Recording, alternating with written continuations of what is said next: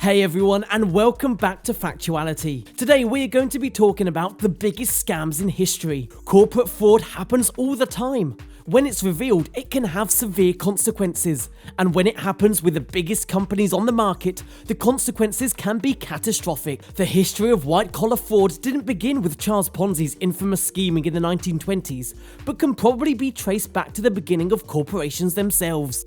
Here are some of the biggest corporate frauds of the last 4 decades, several of which contain lessons for the wary investor. WorldCom.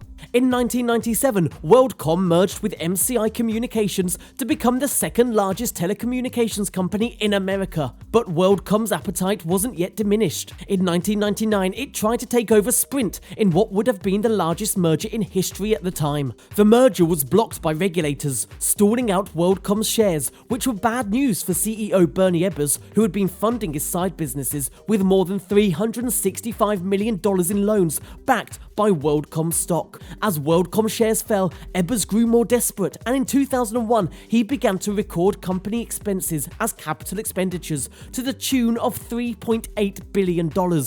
This little trick was discovered in June 2002, and the company entered bankruptcy by July, while Ebbers, who died in February of this year, would head to jail on a 25-year sentence. The Enron bankruptcy. Named America's most innovative company by Fortune magazine every year from 1996 to 2001, Enron rode the dot-com wave to superstar status and become the 7th largest company in the US, at least on paper.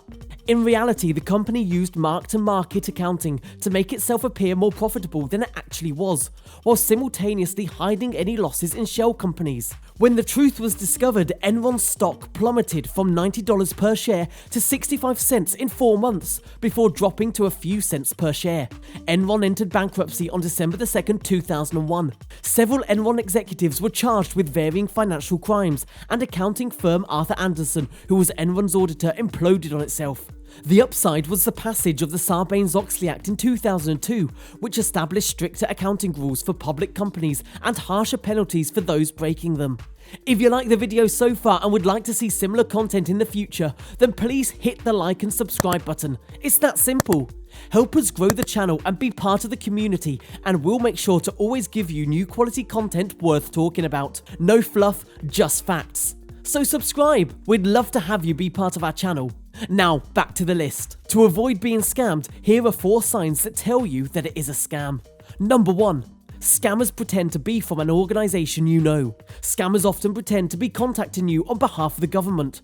They might use a real name like the Social Security Administration, the IRS or Medicare, or make up a name that sounds official. Some pretend to be from a business you know, like a utility company, a tech company, or even a charity asking for donations. They use technology to change the phone number that appears on your caller ID, so the name and number you see might not be real. Number 2.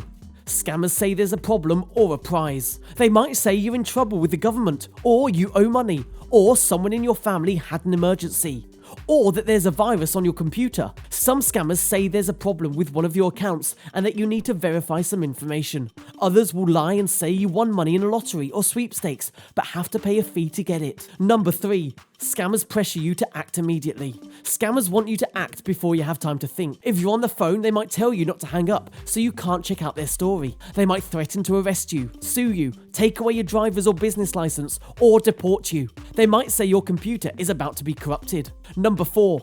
Scammers tell you to pay in a specific way. They often insist that you pay by sending money through a money transfer company, or by putting money on a gift card and then giving them the number on the back. Some will send you a check that will later turn out to be fake, tell you to deposit it, and then send them money. Wirecard. The latest addition to a long and storied history of corporate fraud is Wirecard, a German electronic payments company that appeared to grow steadily over the last 20 years. But all was not as it seemed at Wirecard, as auditors discovered a few weeks ago when they noticed a roughly $2 billion hole in Wirecard's books. It turns out that money simply didn't exist, and Wirecard had likely been falsifying the financials it reported to shareholders for years. On June the 23rd, CEO Marcus Braun was arrested. The company declared insolvency 2 days later, and its chief operating officer is still missing. The only good thing about Wirecard's spectacular fail from grace is the likelihood that the German government will take a hard look at corporate governance and strengthen financial regulations from here on out. Bernie Madoff. Bernard Lawrence, Bernie Madoff, was an American financier who executed the largest Ponzi scheme in history, defrauding thousands of investors out of tens of billions of dollars over the course of at least 17 years, and possibly longer. He was also a pioneer in electronic trading and chairman of the Nasdaq in the early 1990s. Despite claiming to generate large, steady returns through an investing strategy called split strike conversion, which is an actual trading strategy, Madoff simply deposited client funds into a single bank account that he used to pay existing clients who wanted to cash out. He funded redemptions by attracting new investors and their capital, but was unable to maintain the fraud when the market turned sharply lower in late 2008. He confessed to his sons who worked at his firm, but he claims were not aware of the scheme on December 10, 2008. They turned him into the authorities the next day. The fund's last statements indicated it had $64.8 billion in client assets. He died in prison on April 14, 2021, while serving a 150-year sentence for money laundering, securities fraud, and several other felonies. Vijay Mallya. There was a time when people used to call him the king of good times, but today things are far from being good for him. We're talking about liquor baron Vijay Mallya. In 2016, Mallya absconded the country and sought refuge in the UK after he was accused of fraud and money laundering in the country. Vijay Mallya allegedly owes various banks over Rs 90,000 crores, which he'd taken as a loan to keep his now defunct Kingfisher Airlines from failing. He was recently declared a fugitive economic offender under the Fugitive Economic Offenders Act. But what is Mallya up to now? While the Indian government is trying to extradite him from the UK, which does not seem to be happening anytime soon, Mallya on Tuesday in a series of tweets asked Finance Minister Nirmala Sitharaman to consider his offer to repay 100% of the amount borrowed by Kingfisher Airlines to the banks. Enough with the serious scams, let's tell you 3 of the funny internet scams. Lonely Girl 15. One of the most popular internet hoaxes in recent years, the Lonely Girl 15 teenager named Bree turned out to be nothing more than an actress named Jessica Rose. The YouTube sensation assuredly broke many lonely hearts who thought they shared a special connection with the webcam princess. The show is still going strong with an average of 70 million viewers, all of whom now know that Lonely Girl 15 isn't real.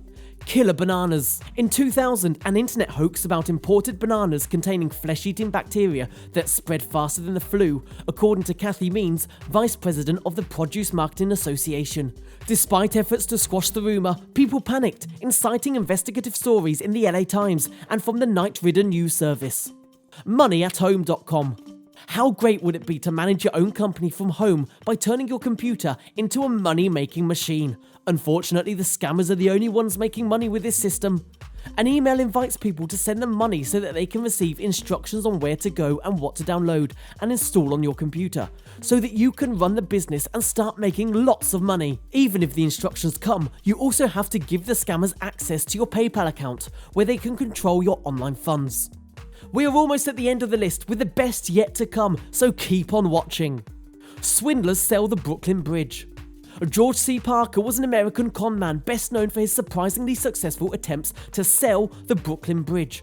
He made his living conducting illegal sales of property he did not own, often New York's public landmarks, to unwary immigrants. The Brooklyn Bridge was the subject of several of his transactions, predicated on the notion of the buyer controlling access to the bridge. Police removed several of his victims from the bridge as they tried to erect toll booths. In addition to his Brooklyn Bridge scam, other public landmarks he incorporated into his scams included the original Madison Square Garden, the Metropolitan Museum of Art, Grant's Tomb, and the Statue of Liberty. Parker had multiple methods for making his sales. When he sold Grant's Tomb, he would often pose as the general's grandson, and he set up a fake office to handle his real estate swindles. He produced convincing forged documents as evidence to suggest that he was the legal owner of whatever property he was selling. He also sold several successful shows and plays, of which he had no legal ownership. Charles Ponzi, the namesake. One of the biggest swindlers in US history, Charles Ponzi's name is associated with the Ponzi pyramid scheme. You know, the one allegedly used by Wall Street's Bernard Madoff to defraud unsuspecting investors out of $65 billion. In the 1920s, Charles Ponzi tricked thousands of New England residents into investing into a postage stamp speculation scheme. At that time, the annual interest rate for bank accounts was just 5%, but Ponzi promised investors that he could provide a 50% return in 45 days and a 100% profit in 90 days. Initially, Ponzi bought a small number of international mail coupons to support his scheme, but then he used money from later investors to pay off his earlier investors. In his heyday, Ponzi made millions of dollars, but he ended up broke and in prison. That's all we had for today, and we hope you enjoyed it. Which one do you think is the most astonishing? Let us know in the comments below, and please remember to subscribe to become part of our channel. Until next time.